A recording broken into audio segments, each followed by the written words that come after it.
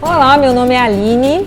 Nós vamos começar agora a aula de hoje. É importante fazer a identificação desses alimentos depois que eles foram manipulados. Então, a partir do momento que você abriu a embalagem, você é o responsável agora por esse alimento, não vai ser mais o fabricante. Então, o fabricante ele garante aquela validade, a data de validade a partir do momento que ele está fechado e lacrado. Depois que você abre, quem é o responsável pelo armazenamento, pela conservação daquele alimento é você, tá? Então, por isso é importante observar quais as orientações que o fabricante fala depois de aberto. Então, principalmente alimentos perecíveis, como carne embutida ou até mesmo derivados de leite, como queijo, manteiga, requeijão. Muitas vezes vem ali a orientação depois de aberto. Então, manter por temperatura tal, por tantos dias na geladeira. Então, o fabricante sempre deixa alguma orientação ali de modo geral. Com essas orientações já em mãos, você vai fazer identificação, né, com a data que o fabricante ali informa, ou você vai utilizar uma regra geral, que é a seguinte: de acordo com a legislação, alimentos perecíveis depois de aberto são 3 dias sob refrigeração, tá? Então, se ele exige refrigeração, ele só pode ficar na geladeira por 3 dias, com exceção de peixes, crustáceos, derivados aí, frutos do mar, 1 dia, ok? Então, peixe, frutos do mar, coisas mais perecíveis ainda, 1 dia. Ou então até mesmo maionese, aqueles alimentos que eu tinha conversado com vocês antes sobre o perigo ali de acontecer uma DTA. Esses alimentos que são extremamente manipulados, maionese, empadão ou qualquer coisa desse gênero, fica só na geladeira por 1 dia, ok? Sacarias em geral, arroz cru, feijão cru, essas coisas mais que não são perecíveis, que fica na despensa 30 dias após aberto. Então, temperos em geral, secos, tudo isso 30 dias, tá? Então, essa é a regra geral: 3, 1 e 30. Congelados também. Congelados, se você armazenar da forma correta, fechadinho, 30 dias, tá? O refrigerador também tem que estar bem, né? Tem que estar menos 10, menos 18, a temperatura ideal. Aí você pode deixar 30 dias armazenado também. Na identificação de alimentos é importante colocar, sempre ter uma etiquetinha, colocar o nome do alimento, colocar a data que foi manipulado ou fabricado. Então, você fez lá um bolo e você quer armazenar na geladeira, coloca lá o dia que você fez.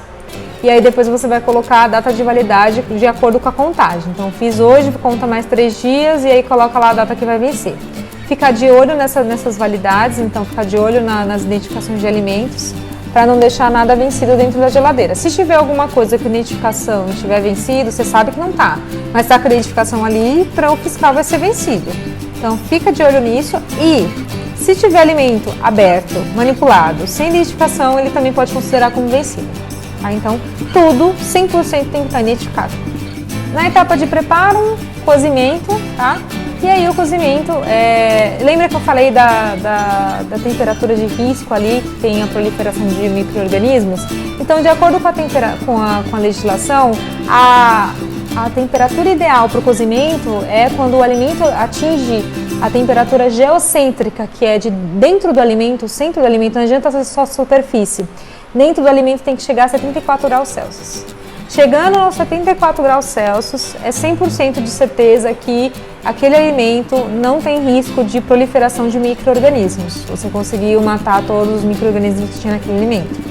Tá? Se porventura nas etapas de pré-preparo, tá, ele foi contaminado, aí teve uma contaminação cruzada de algum micro-organismo, você vai conseguir sanar no cozimento ali, se conseguir chegar ao geocêntrico, né, na zona geocêntrica do alimento a 74 graus Celsius. Ou 70 graus por 2 minutos, ou 65 graus por 15 minutos. Também tem essas, sempre tempo e temperatura. Então, se você tem essas métricas corretas, você consegue chegar também a essa certeza de que você está matando 100% dos micro-organismos que tem. Então, que aquele alimento é seguro. Porcionamento. Então, o que é importante falar nessa etapa? É a etapa que a gente faz, que o alimento já está pronto, você já definiu o seu cardápio, já fez tudo, já fez todas as etapas de armazenamento e agora você vai porcionar para levar para o cliente final. Então você vai colocar na marmitinha, você vai colocar dentro da Marmitex para despachar. Então isso é o porcionamento. O porcionamento, é importante falar que você já passou por todas as etapas e agora não tem mais nenhuma etapa que pode eliminar algum micro-organismo. Então, o cuidado é dobrado, certo? Nessa etapa, você pode utilizar a luva, né? Então, se você é um alimento já cozido, já passou por mais sensível, você pode utilizar a luva. Ciente de que a luva é uma coisa que você tem que utilizar. Por exemplo, eu estou porcionando salada de fruta, só para salada de fruta. Vai trocar de atividade, tem que trocar a luva, tá? Então, às vezes a gente até fala, olha, você não precisa utilizar a luva se você tiver ali um lugar para higienizar a mão corretamente, você está fazendo isso com frequência, você não precisa colocar a luva. Agora, se você está num ambiente que você sabe que não vai ter tempo ali para poder mudar de atividade e lavar a mão, aí você pode trocar a luva, ok? Tomar cuidado também, porque nesse ambiente, está tudo em temperatura ambiente, você não pode colocar mais a refrigeração, então é um ambiente que tem que estar controlado o tempo que você vai ter ali para manipular aquele alimento. Então, se você tem muitos quilos de alimento ali para porcionar, tira em quantidades menores e vai trabalhando aquilo, controlando o tempo e temperatura que vai ficar ali exposto. Se você chegar para visitar um restaurante, por exemplo, self-service, você vai perceber que tem várias ilhas, né? A gente chama de ilhas, que é onde fica os alimentos ali expostos. Eles sempre estão dentro de cubas e essas cubas estão imersas ali em água quente e há um controle de temperatura, tá? Dependendo do horário que você chega no restaurante também, você vai perceber que tem gente ali tirando temperatura, anotando no papel. Por quê? Porque isso também é uma exigência, né, de fazer o controle de temperatura não só de equipamentos, como eu havia falado, mas também dos alimentos que ficam expostos na etapa de distribuição. Então, nessa etapa é importante fazer o controle de temperatura e disposição desses alimentos. Então, sempre porcionar em cubas menores, porque você sabe que vai ficar ali um tempo, mais de uma hora ali exposta. Então, para aumentar a quantidade de trocas da cuba, né, é importante você colocar em cubas mais rasas, tá? Para garantir a troca. E fazer esses controles de temperatura, existe todo lá dentro da legislação, lá tem todas as temperaturas que são permitidas, né, que são consideradas seguras para se deixar um alimento exposto, né, de acordo com o tempo também que ele vai poder ficar. E é importante ter esses equipamentos que possam garantir essa temperatura, né, de disposição desses alimentos. Outra coisa, outro procedimento que também é exigido pela legislação é o de retirada de amostra. Então, lá atrás eu havia comentado sobre que existe uma técnica para retirada de amostra. Então, assim como há uma técnica para retirada da água para mandar para o laboratório, é a mesma técnica para se utilizar no momento que está ali aquele lote de alimentos expostos para o cliente final.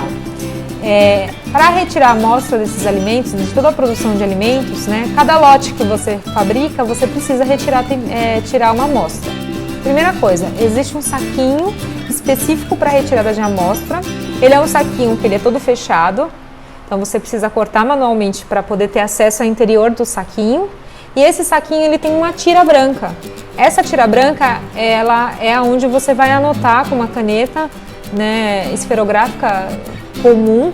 Você vai anotar primeiro informação, o nome do produto, então vai lá, o arroz, colocar arroz branco, você vai colocar a data que foi fabricado, você vai colocar a data de validade, que aí a gente vai contar vai contar 3 dias, certo? Vai colocar o horário que foi retirada a amostra, vai colocar o local que foi retirado, então você vai colocar lá, restaurante da Dona Maria, vai colocar. E vai colocar também a pessoa que retirou a amostra.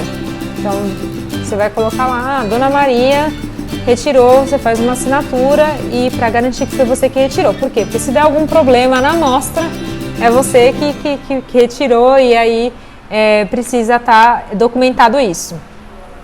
Então, para você ver como é importante né, essas informações dentro dessa amostra, essa amostra ela vai ficar guardada dentro do seu congelador, e aí se porventura um cliente comer aquele arroz, passar mal e ligar para o seu restaurante e falar assim, olha, eu comi, eu tive diarreia e aí eu percebi que foi depois que eu passei no restaurante da Dona Maria.